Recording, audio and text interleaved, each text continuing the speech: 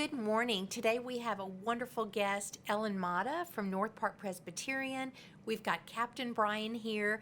We're talking about caregiving and why should places of worship care. Seniors are so important to me and so special. And there is I'm a very faith-based person, and there is a verse in the Bible that says, religion that is pure before God the Father is to visit the orphans and widows in their affliction and to keep oneself unstained from the world. So we're talking about the religious organizations, places of worship. What is their role and what is our role today? So just some quick statistics. 39% of adult Americans are caregivers. It takes a physical toll, it takes a financial toll, emotional toll, and time demands. So we're talking about what can places of worship do to help in the care for our wonderful seniors.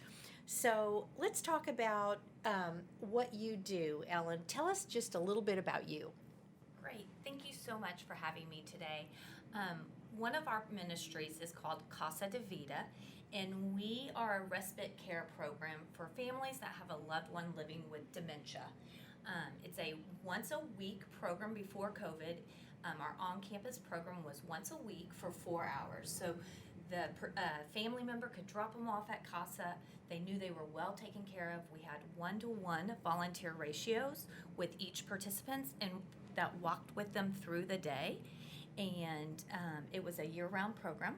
And since COVID, we have gone to a twice-a-week Zoom meeting or Zoom activities for 1 hour. So on Tuesdays and Thursdays, we meet for 1 hour and have music therapy. We have Texas Winds comes. We do chair exercises and all types of activities with our participants and their loved ones. So Ellen, you are a social worker. And tell me how this began at Northpark. I know there aren't a lot of churches. I know, Brian, you're going to talk about the well. There aren't a lot of churches and places of worship that have these programs, and they are so important. So how did this get started at Northpark? So our program started almost 14 years ago, and it real simply, there was a church member that wanted to have lunch with her friend, and she was no longer able to go to lunch because her her husband had dementia, and so she could no longer leave him by himself. And they could not find any place in Dallas at that time that had any type of respite care that was affordable. And so they actually learned about a program in Austin, Texas, and they went there and they got the footprint, and we created our own program from there. So how many residents, members, how many are attend on a weekly basis? So we have 15 participants each week, and you do have to register for our program, and we hope that you attend weekly, and there is a small fee. We do charge $15 per session, and again, this is when we were on campus. Mm-hmm. Now that we're virtual, it's a little bit different, but so it is. That's how they participate. They have to register, and typically we have a waiting list. We currently have 3 spots open, which is not typical, but that just tells you right there what the need is. What's the criteria for someone to join and be a part of the program in terms of their Sure. physical and mental capabilities? So it really is a program for people living with dementia in the beginning to mid stages. So they have to be able, and again, this is when it was on campus. Mm-hmm. When it's virtual, some of these things don't Probably play out. Right, a little bit different criteria. But, they had to be able to eat and to go to the restroom by themselves and not need medication. Because, again, everybody there are volunteers. Right. There are no nurses, no professional. Caregivers, yeah. So it has to be someone that has those faculties that are able to care for themselves. We have many people that use walkers and canes, and that's fine, even wheelchairs. But as long as they can take care of their bodily functions, it's the necessity. And I know that varies program to program. Right. Yours is different than I know the Well and some of the others around places of worship in Dallas and nationwide. Everybody has their own criteria. So talk about the well. I will tell you, I'm not the expert in the well, and I did ask them to join us today, but they were not able to, and we will have them on a show for sure.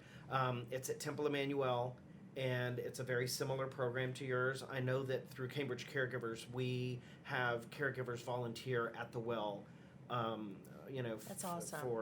For extra help, Right. for participants that are incontinent or that need some more professional one-on-one help. Right. That's awesome. And I think that what you just said is a really valid point for a program such as this, is that everybody can kind of take the same footprint and make it their own, so it works for their religious organization. So what CASA does might not be quite like the well or another program. Yeah. So everybody needs to make it their own, and I think that's the great thing. For sure, and I know some programs are faith-based, Right. and they are, they're doing programs around religion, and others have nothing to do with religion. They just use their campus. Right. It's centrally located, or it's easy to use, and they welcome the community in to do the program. So. Well, I know at our church, I go to a big church here in Dallas, and we have a wonderful senior minister. Many churches now are hiring social workers because the demand, just with questions and guidance, is getting so intense and has increased so much. So, do you feel being a social worker has been a help in what you do? Yes, it definitely has been a help because, well, and not only for resources, but just how to help someone create a plan.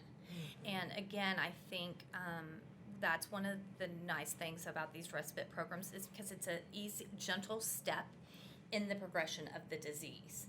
And so if we're able to help them at the beginning to the mid stations, as they progress, we're walking with them and helping them to take those next steps. Well, and a lot of times, family members, I know my mother had dementia for 9 years. It was a slow, long process. And for her husband, he was in a lot of a denial just because he was with her every day. What he saw was normal. We would see her a couple months would go by, and we would see changes that were subtle, but that day-to-day, a lot of times, they don't see that. So when you have someone in your program that you see, you know what, they're going to need more care than once a week, how do you handle that?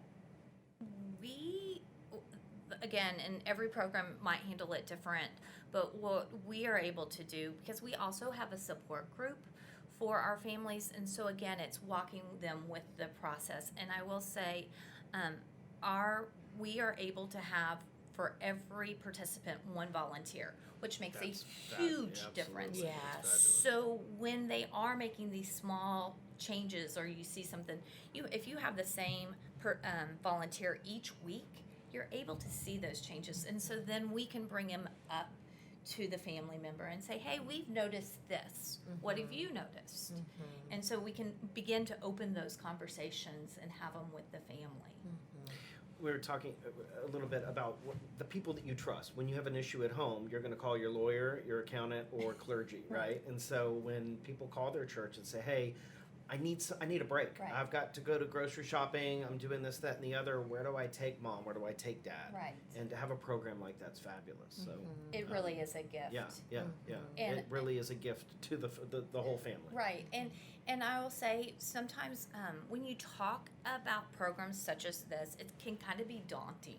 Like, how do we begin? How do we start?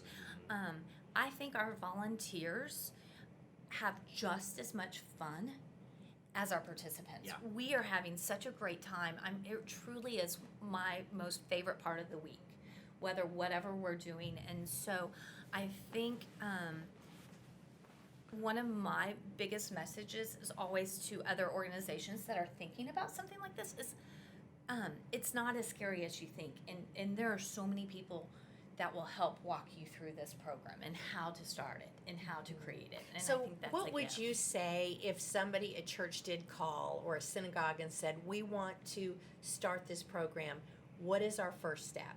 What would you say the answer to that would be? Come and visit. Yeah. Come and visit and hang out with us and see what it's all about. Give an idea of the format of the program. What activities do you do? How do you start? What's Yeah, so again, since before we were in COVID, and when we were on campus, we started at 9:30. Our volunteers arrive at 9, and we have a meeting. And I think it's important also to say, all of our volunteers aren't from Northpark. We have community volunteers, and we would not be able to have and to offer this program to as many people if they all were Northpark members, because we just don't have enough members that can give up 4 to 5 hours a day.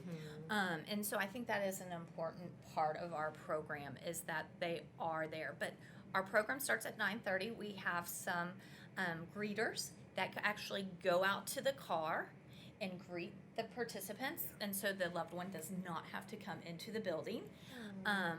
They bring their lunches, because again, some programs offer lunch, but for us, having everybody bring their own lunch with dietary restrictions is what is important. We kind of have some coffee and conversations to start the morning while everybody gathers.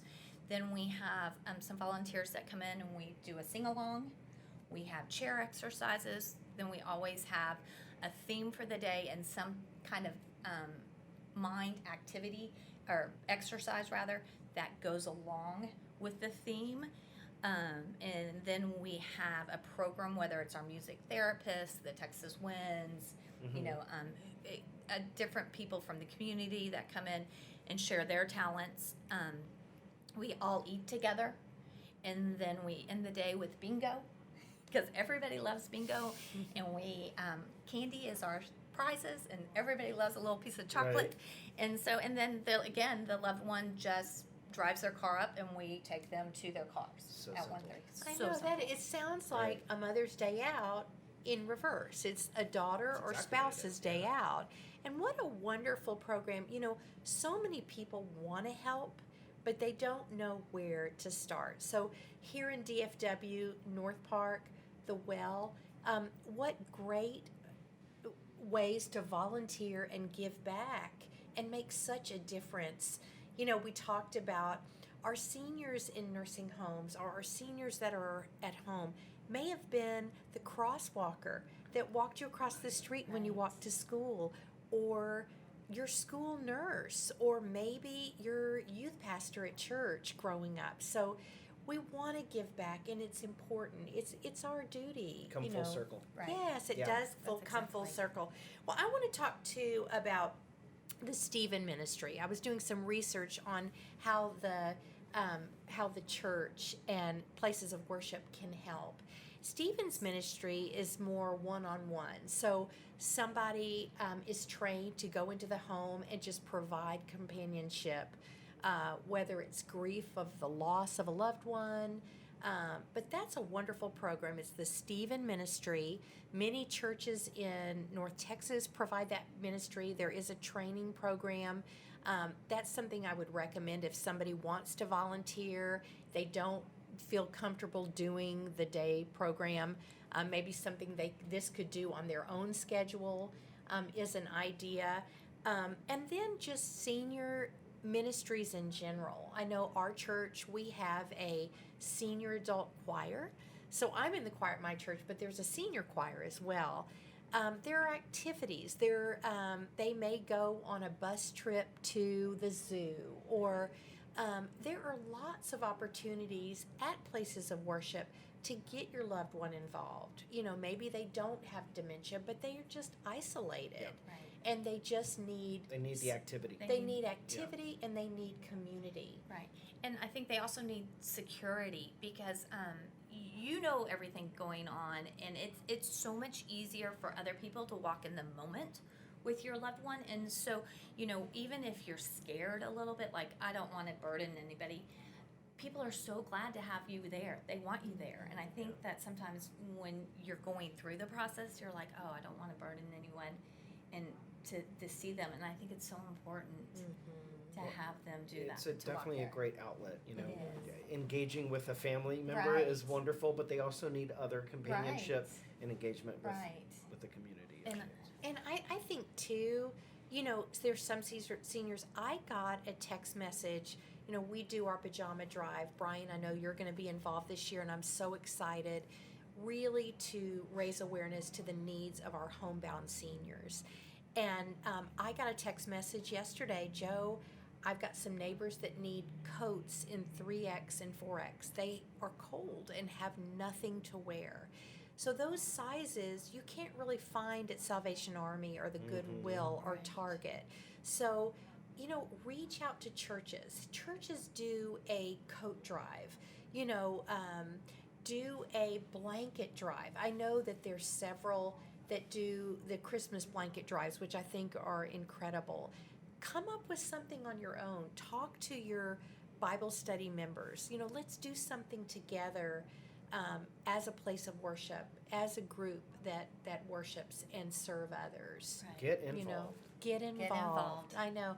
Thank you so much. This has been great. If somebody wants more information, Ellen, on starting a program, Right. can they reach you directly? Yes, definitely. I would love to talk to anybody that was interested. And how would they reach you? They could reach me at Northpark or via my email, which is emata@northparkpres.org. Okay. And Brian, if they want to reach out to the well, what is the synagogue that does that program? It's Temple Emmanuel, and Okay. it can be found on the Temple website Okay. through Google. Yeah. That's wonderful. Yeah. Thank you guys so much. It's been a great show. Thank you so much for doing what you do, Ellen. And we are just here to serve and love on our seniors. And just have a great day. Thank you. Thank you.